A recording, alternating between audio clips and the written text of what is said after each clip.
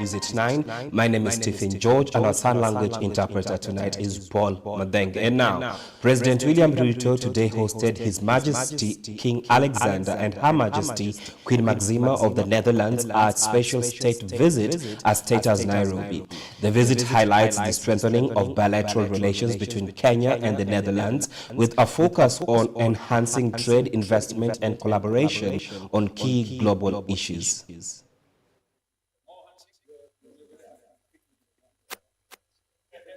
His Excellency President William Ruto warmly welcomed His Majesty King William Alexander and Her Majesty Queen Maxima of the Netherlands to Status Nairobi, marking the beginning of a significant state visit aimed at deepening ties between Kenya and the Netherlands.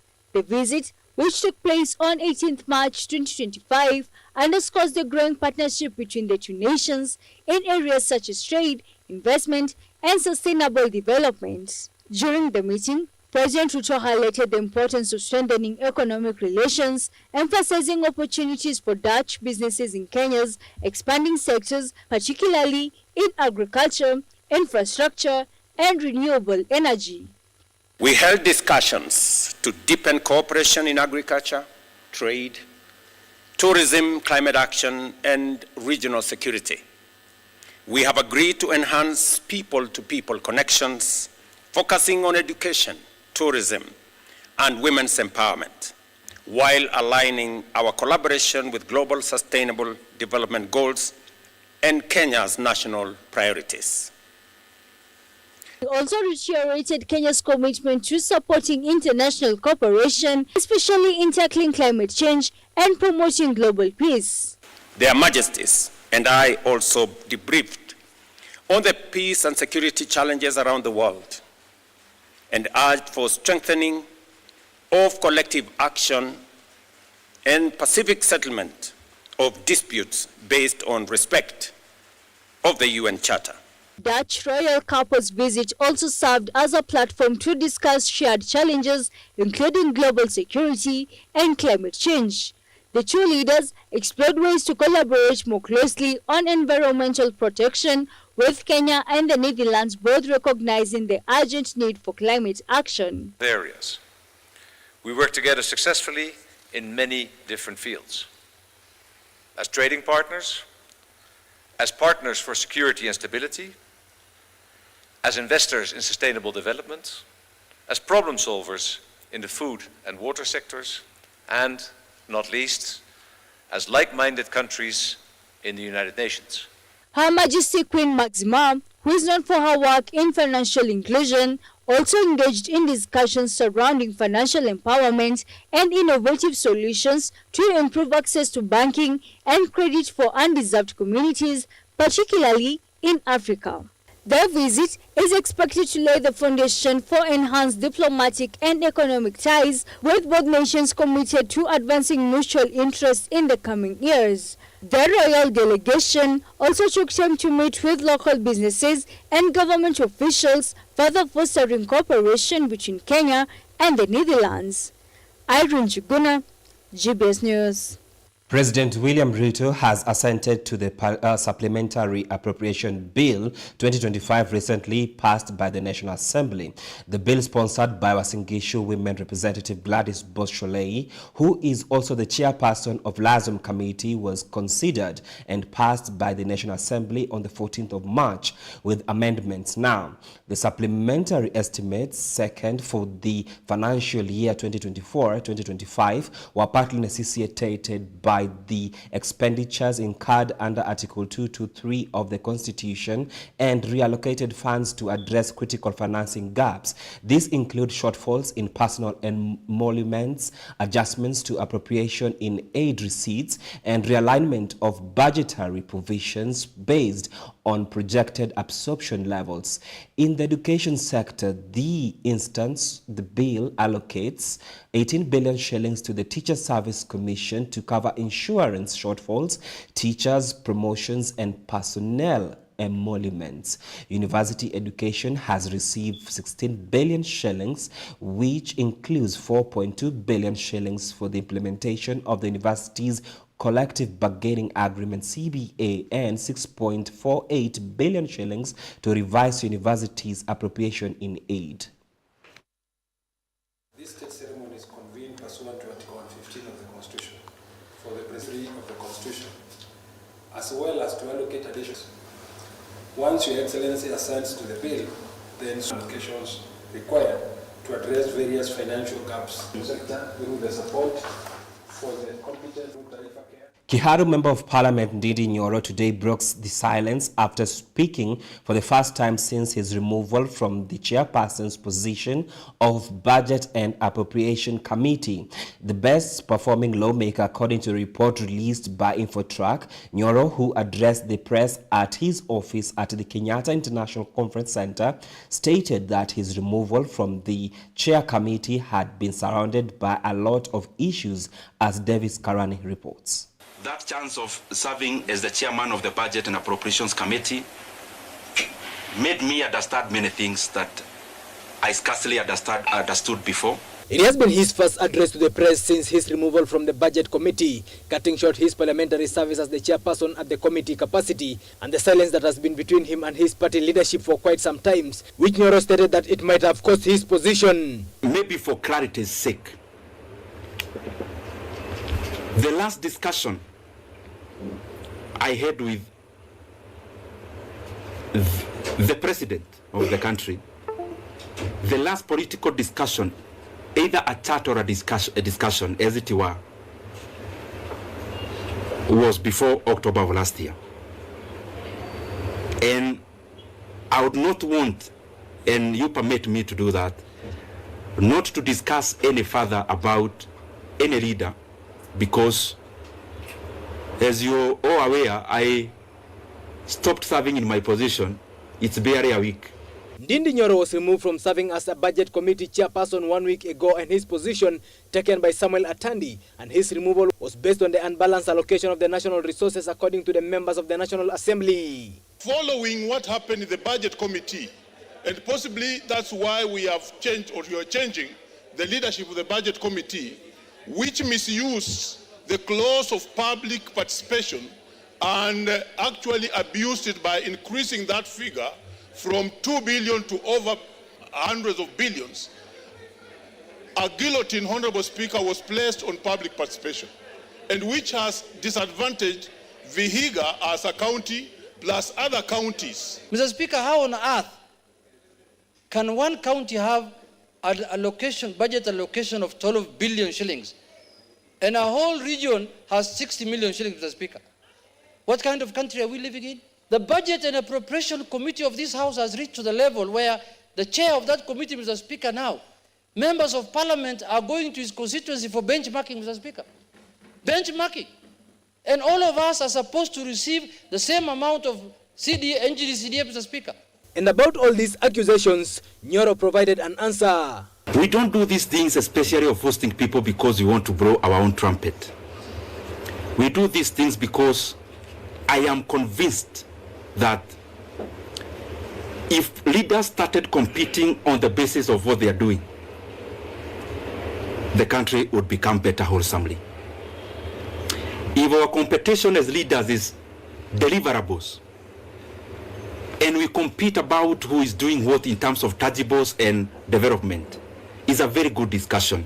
About the agreement between President William Ruto and the former Prime Minister Raila Odinga, the lawmaker left no comment and promised to address it clearly in the near future. Sometimes as a leader, it is also important that you depart the dance floor temporarily, you go to the balcony, and also you learn. They say every journey that has a beginning, it must have an ending. And the law of leadership states that anytime you are placed in an office, start preparing for your exit in the same office. Davis Karani, GBS News, Nairobi. Prime Cabinet Secretary Musalia Mudavadi has called for renewed and concerted efforts to address the escalating humanitarian and security crisis in the Eastern Democratic Republic of Congo. Speaking in Zimbabwe, Mudavadi emphasized the urgency of accelerating peace initiatives while stressing the need for regional cooperation to end the ongoing violence.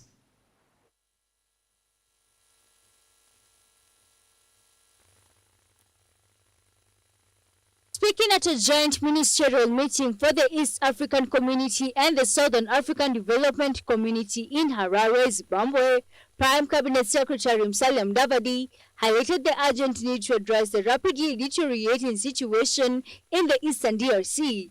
Mudavadi, who chairs the EAC Council of Ministers, underscored the fragility of security in the region, noting that the conflict is evolving into new forms of threats, including sexual exploitation, gender-based violence, and illicit exploitation of resources. The government official warned that the rising humanitarian toll is further deepening the crisis, leading to mass displacement and suffering.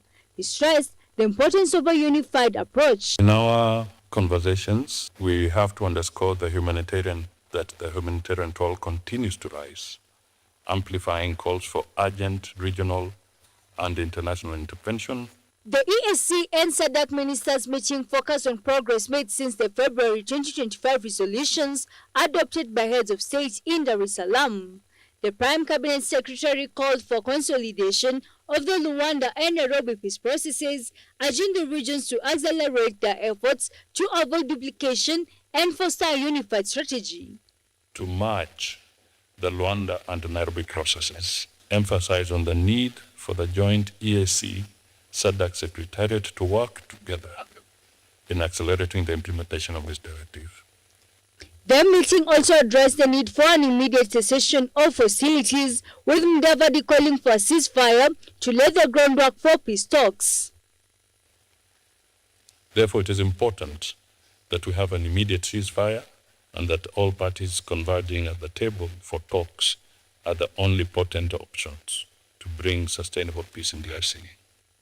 The government official also presented Kenya's stance on the matter, advocating for a non-partisan, collective approach based on diplomatic and political initiatives led by African leadership. The meeting resolved to finalize the appointment of an expanded panel of facilitators with prominent former African leaders, including ex-President Uhuru Kenyatta. The Prime Cabinet Secretary concluded by praising the African Union's endorsement of key resolutions and the need for resource mobilization to support the ongoing peace process. It's important to establish a tripartite technical committee bringing together EAC, SADC, and AU to streamline mediation efforts and to enhance coordination, including joint resource mobilization. As peace efforts continue, regional leaders are hopeful that the next steps, including the upcoming Heads of State Summit in March, will bring decisive action towards lasting peace in the DRC. Reporting for GBS News, Irene Juguna. An arrest warrant for top athlete Agnes Tirop's husband Ibrahim Rotich was issued today. Rotich is suspected to murder Agnes after he failed to appear in court for the second time after prosecution lawyer Leonard Okaka said he was nowhere to be traced. Tirop, hailed as one of the Kenya's most promising new track stars, was stabbed to death at 25 years in October 2021 in an incident that shocked the athlete's world. Susan Nganga reports. An arrest warrant has been issued for Ibrahim Rotich, the husband of the late Kenyan athlete Agnes Tirop.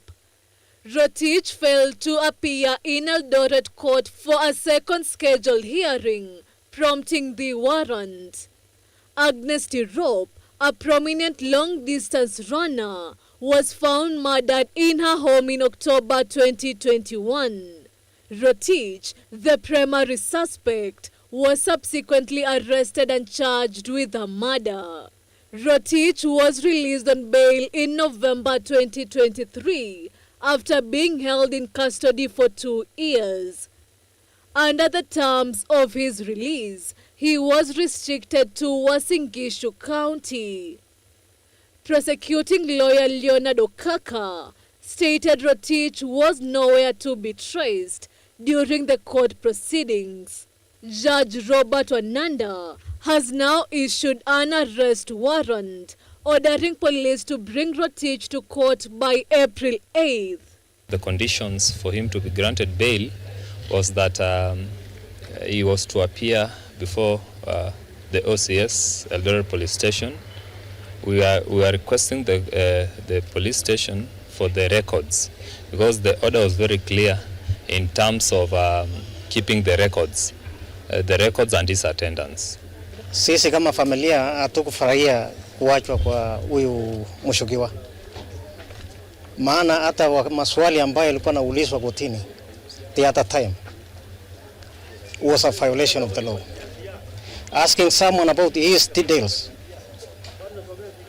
the only formula that is recognized in Kenya and also the world on how to identify the parent of a human being is through DNA. But not asking us, how many athletes do you have? Now, we are in risk about our athletes because the accused has already run away with our information. Agnes Tirop was a double world 10,000 meter bronze medalist and a 2015 World Cross champion. Her death highlighted concerns regarding the safety of female athletes in the region, such as Rebecca Cheptegei, who was murdered by her boyfriend, making her the third female athlete to be killed in Kenya since 2021. Susan Nganga, GBS News. Well, it is time for us to take a short break. Keep your feedback streaming into our social media platform at GBS TV Africa. The semester line is 21144. We'll be right back. Today, it's that day that I would like us just to have that conversation on monthly matters. Let's talk of Mama Fua, who like akifanya shughuli zake hapa kule has more or less that amount. Yeah, so on that part, I would say this. When you are doing your savings, you can have, we normally talk about having 3 buckets. So we will just talk about income, budgeting, saving, and investment. Those are the 4 areas we will look at. What happens to those like me who are planning to retire early? We are basically looking at our incomes. We also talk about savings and investment. So those are the 3. I will not add the 4th one, which we all shy of talking about. So I would say it's not how much I am earning, but it is how much I set aside. So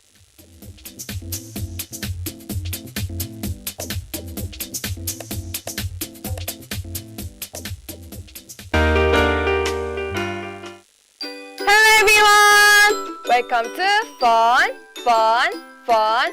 Alright class, friends, do you know what we're going to make today? Yes, we're going to make a star. Now let's begin our class. Time to make. First, you're going to fold your paper into triangle.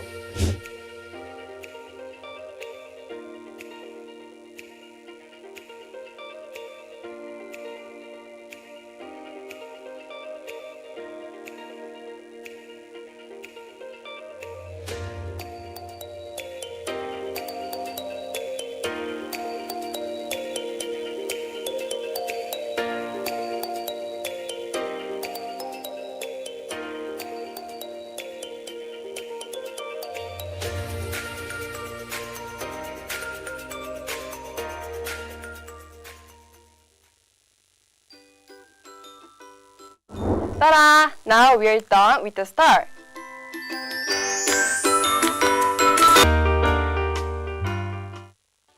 So through the 4 gospel books, Matthew, Mark, and Luke, John, we can know the heart of Jesus in depth. 그리고 우리가 느끼는 그 예수님을 성경을 통해 느낄 수 있어서 너무 감사합니다. And the Jesus that we can feel him through the scriptures, and I'm very thankful about that. Jesus Christ came to this earth for our sins. He carried our sins. 십자가에 못 박혀 죽어 죄의 형벌을 당하셨고, and he was crucified, and he received the punishment for sins. 무덤에 들어가셨다가, and he was put into the tomb. 사흘 만에 부활하셨습니다. and resurrected in 3 days. 이것이 우리가 말하는 복음입니다. This is the gospel that we speak. 예수님께 우리 죄를 위해 죽으신 이야기.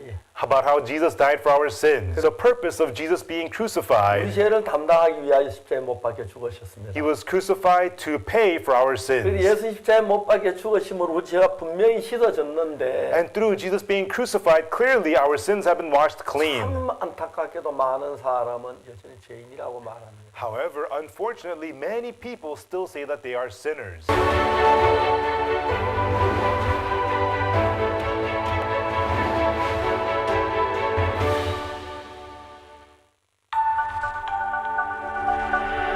everywhere. GBS.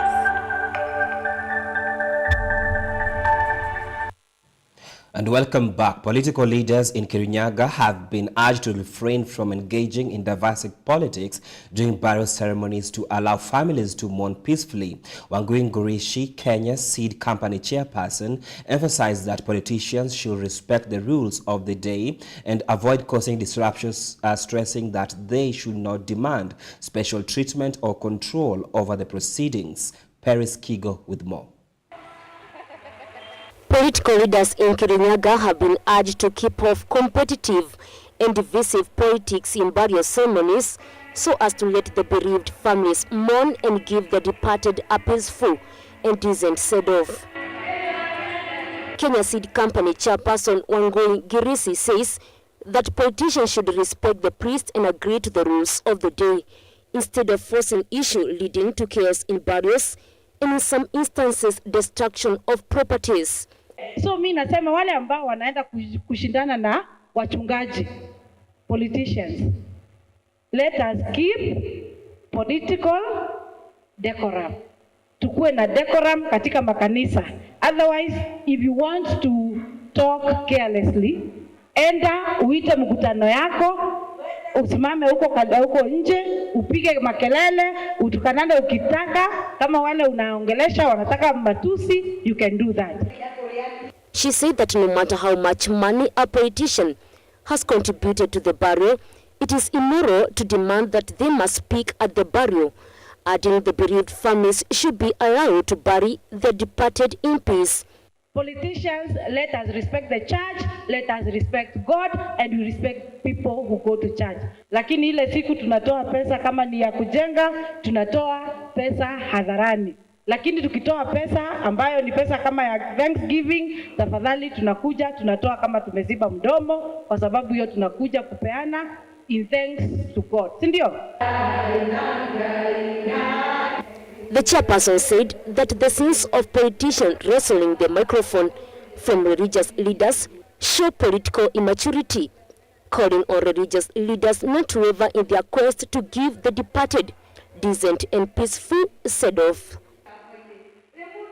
She said that if politicians must attend burial ceremonies, they must do so just like any other mourner and not to expect to receive special treatment. Paris Kigo, GBS News. Teso South Member of Parliament Mary Emase and her Teso North counterpart have expressed concerns that the political partnership between President William Ruto and ODM Raila Odinga leader could result in the exclusion of some communities, particularly the Teso community and Busia County, from key government appointments. Despite their strong political support, however, the two have pledged to continue supporting the unity between the two leaders. Teso South Member of Parliament Mary Emase and her Teso North counterpart Kaunya have voiced concerns that the political agreement between President William Ruto and ODM leader Raila Odinga could leave out some regions, particularly the Iteso community and Busia County, from government appointments. Baba, kumbuka Busia walikupa kura. Kumbuka Wateso walikupa kura. My own president, Your Excellency the President, remember that the Teso people exist in Busia County, so that when you are giving slots, Wateso pia wapate nafasi yao. The MPs fear that this oversight could marginalize Busia residents, while supporters of Raila Odinga continue to benefit from the government's appointments. The Teso community are not represented in any of the higher positions, and therefore there is need to ensure that they are also included, because there is importance to also ensuring regional balance. However, despite these fears, Emase and Kaunya have reaffirmed their continued support for the political partnership between President William Ruto and Raila Odinga in their efforts to bury their political differences and preach national unity. I support the unity. I support the cooperation. I support the broad-based government. Tizetiengo, GBS News. Nyandarua County is set to become a top tourism destination as the national and county governments join forces to boost tourism in the region. Tourism CS Rebecca Miano and Governor Kiare Badilisha highlighted key strategies to unlock the county's untapped potential. National government is working in Nyandarua County government to promote tourism in the region. Tourism and Wildlife Cabinet Secretary Rebecca Miano emphasized the importance of tourism in boosting the economy, creating jobs, and conserving Nyandarua's unique natural and cultural attractions. Ms. Miano noted that Kenya's tourism industry is growing with over 2.4 million international visitors last year, but urged more efforts to boost domestic tourism. In 2024, tourism has shown a significant recovery here in Kenya.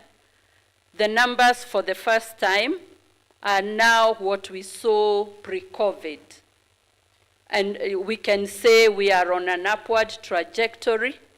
We received 2.4 million international visitors, which is very good. But on the domestic front, again, we are making strides.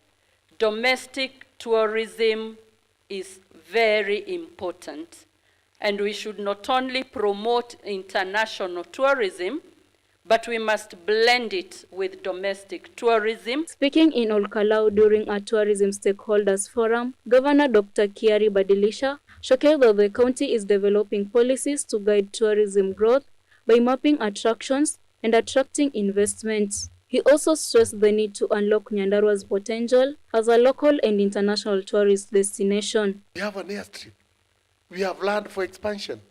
And that tells you that for people to come and see this big five, we have to do the preparatory works, like enlarging that. And since the government is really splashing money on good things elsewhere, this is one area we would request support from the national government, the president himself, so that we have a serious airstrip. This initiative was prompted by the many years of untapped natural attractions and tourism potential in Nyandarua.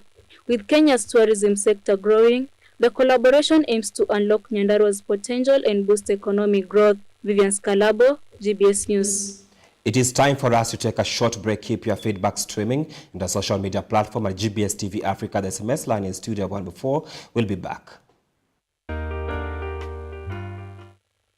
When we talk about health, about menstruation health, what does it mean? Because women are uniquely made, they have something that is called periods, or they menstruate. That makes us unique. Every month, and menstruation is very special and pure. When I was growing up, when I started, nobody was talking about it. I only learned when I had my first period, which is called menarche. I am called, I had reusable pads. Our pads are reusable because they are made of cloth. Yes.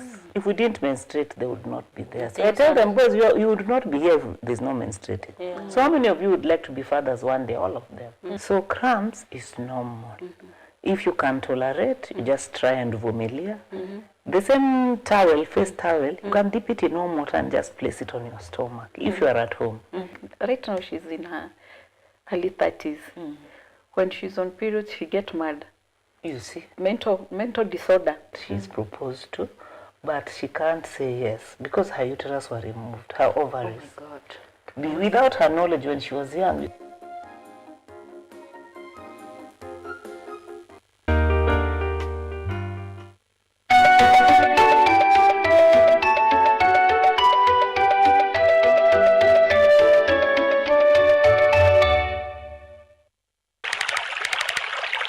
Water remains to be the world's most precious commodity, but is the most misused.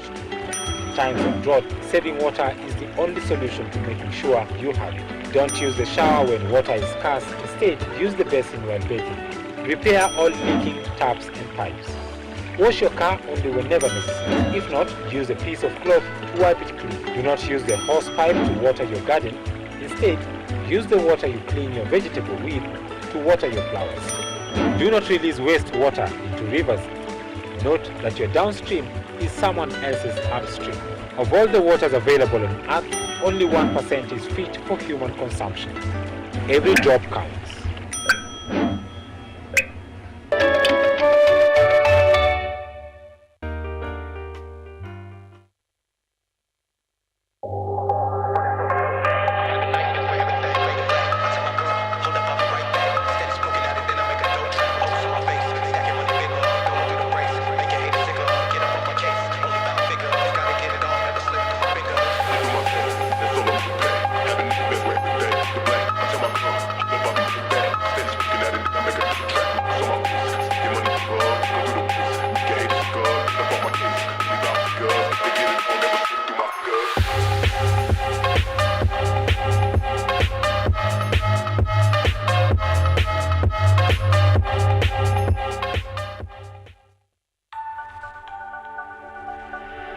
Everywhere, GBS.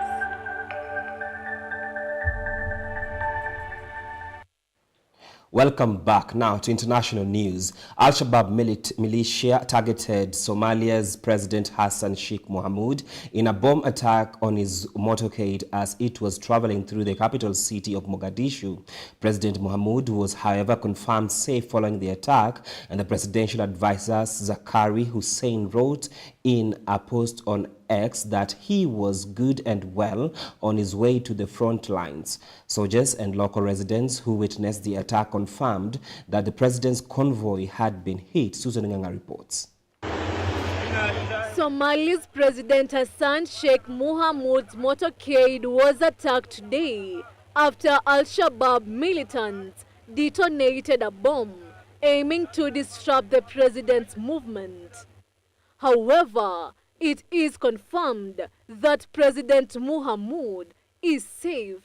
While the president escaped unharmed, the attack tragically resulted in fatalities. Reports from the scene indicate at least 4 lives were lost near the presidential palace. This incident marks the first direct assault on President Mohamud since 2014, where Al-Shabaab militants stormed the presidential palace in Mogadishu, highlighting the ongoing threat posed by the Al-Shabaab. Despite this brazen attempt, President Mohamud was later seen visiting troops in the Adaniabal district, where government forces are actively engaged in a counter-offensive against Al-Shabaab. Susan Nganga, GBS News. The French National Anti-Terrorism Prosecutor's Office is seeking to formally charge Agathe, widow of Rwanda's former president, over her alleged involvement in 1994 genocide.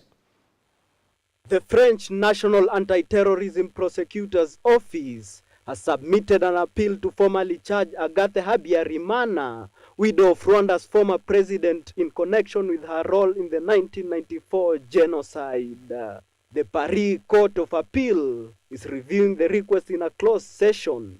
Habyarimana, accused of being a key member of the Akazu, has denied the claims for years. She has lived in France since 1994, despite Rwanda's calls for extradition. A 2008 complaint led to a French investigation, which was temporarily closed in 2022. However, the Anti-Terrorism Agency has pushed for further hearings, making this case one of the most complex ongoing investigations. The 1994 genocide saw the deaths of around 800,000 people. As the French court weighs the evidence, the quest for justice continues, with hopes for accountability in one of the most horrific events of the 20th century. Elvin Muyodi, GBS News. Curfew has been placed in the Indian city of Nepal after a group of far-right Hindus demanded the removal of a tomb belonging to a 17th century Muslim ruler. 15 police officers were injured during this incident. The attackers concealed their faces by wearing masks and carried weapons during the violent demonstration. Here's more on the story. Tensions between the Hindu and the Muslim community have reached new heights. Violent clashes happened in the Indian city of Nagpur, where a far-right Hindu named the VHP have demanded the removal of a tomb belonging to a 17th century Muslim ruler named Emperor Aurangzeb. During the clash, authorities were injured in the scene, with at least 15 officers battling with critical injuries. Emperor Aurangzeb was the longest reigning emperor in the Mughal Empire. Mughal Empire is located in the modern-day India and Pakistan.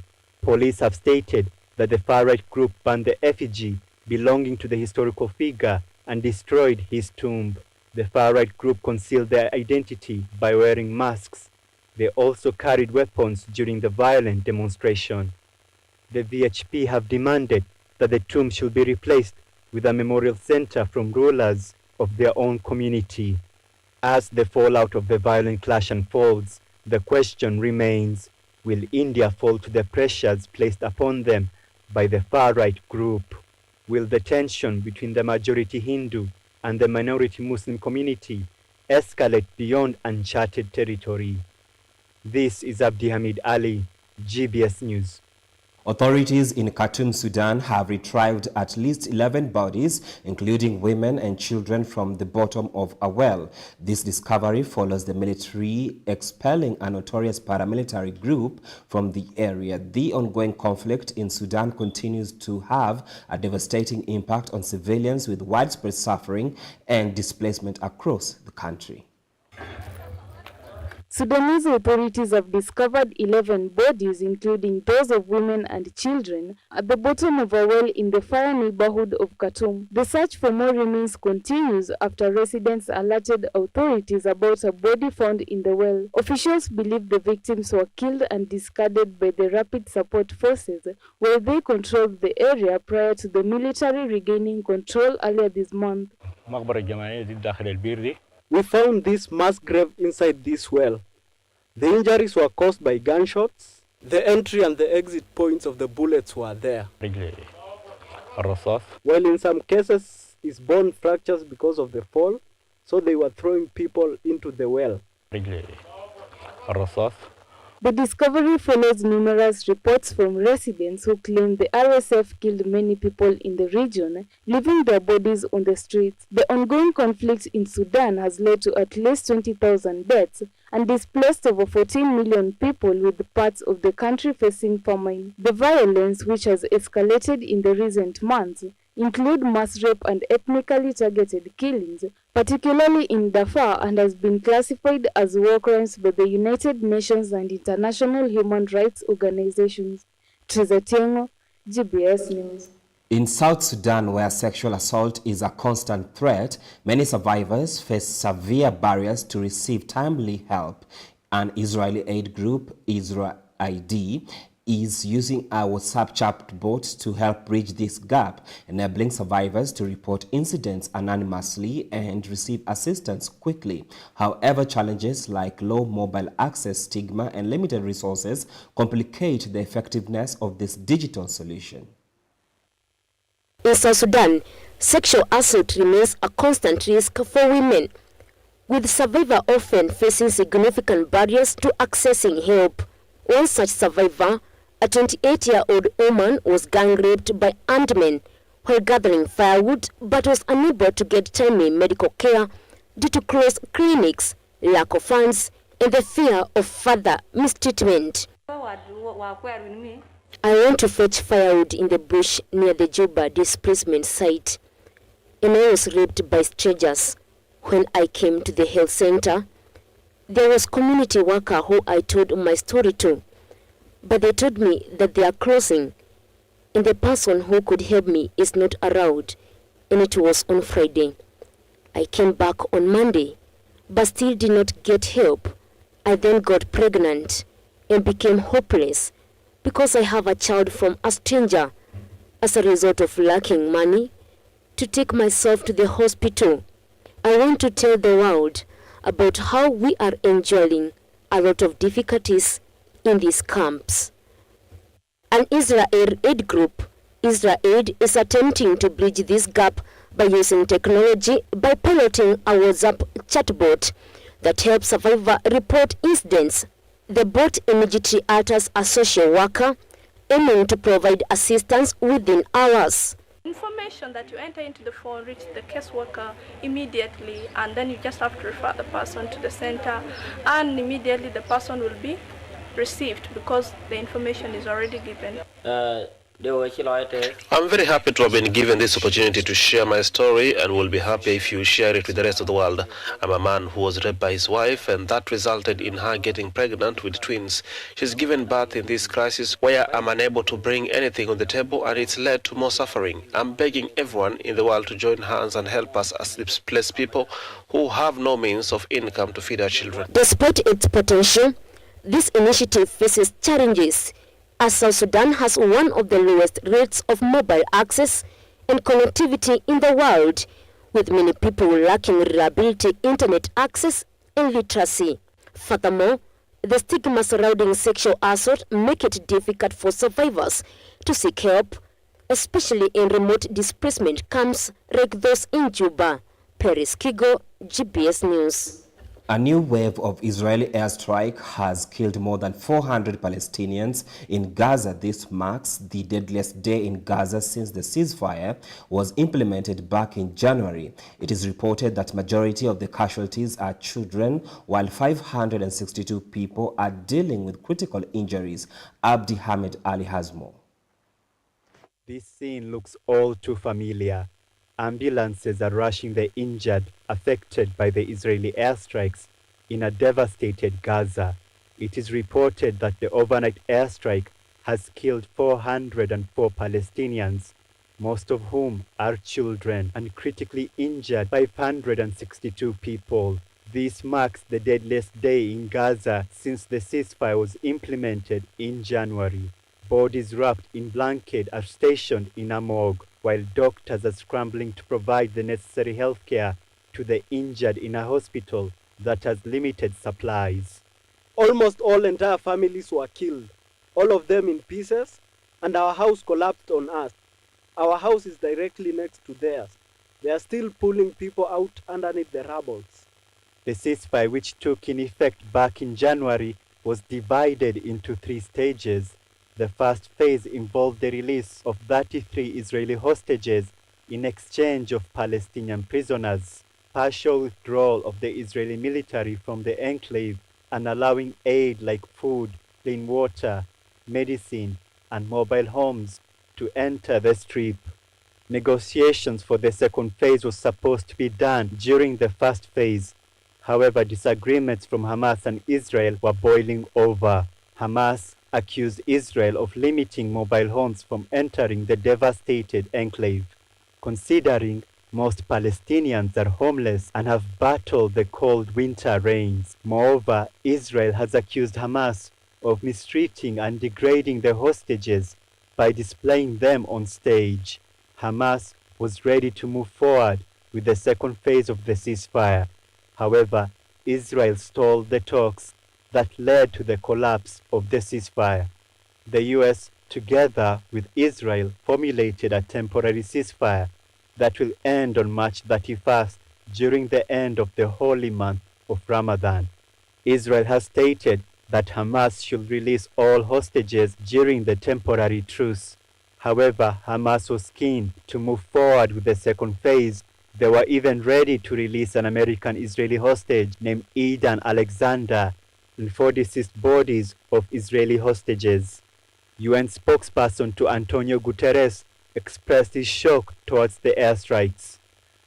Secretary General is shocked by the Israeli airstrikes in Gaza, in which a meaningful number of civilians have been killed. He strongly appeals for the ceasefire to be respected, for unimpeded humanitarian assistance to be reestablished, and for the remaining hostages to be released. The Israeli ambassador to the UN justified the deadly airstrikes. Israeli Air Force initiated a series of attacks against Hamas targets in Gaza.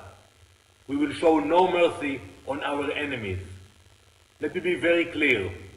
Israel will not stop until all of our hostages are back home. We will make it very clear to the Security Council that if they want to stop the war in Gaza, they have to ensure that the hostages are coming back to Israel. While Gaza is being attacked, reports have emerged that the Israeli government plans to annex the West Bank. Illegal settlers have expanded in the region, and there are plans to increase the settlers with new housing units and displacing the Palestinians in the West Bank.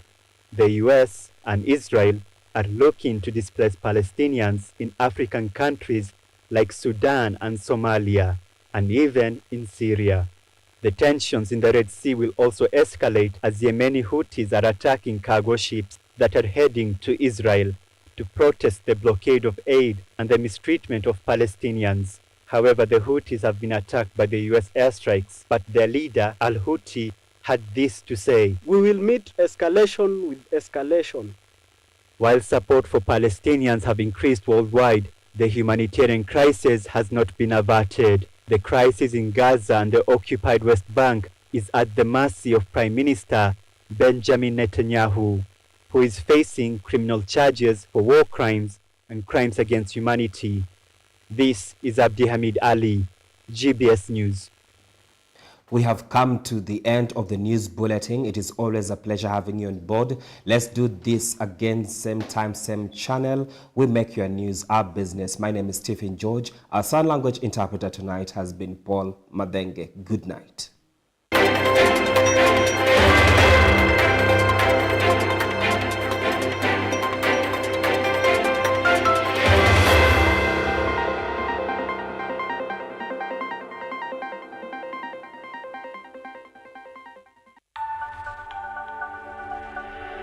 Everywhere.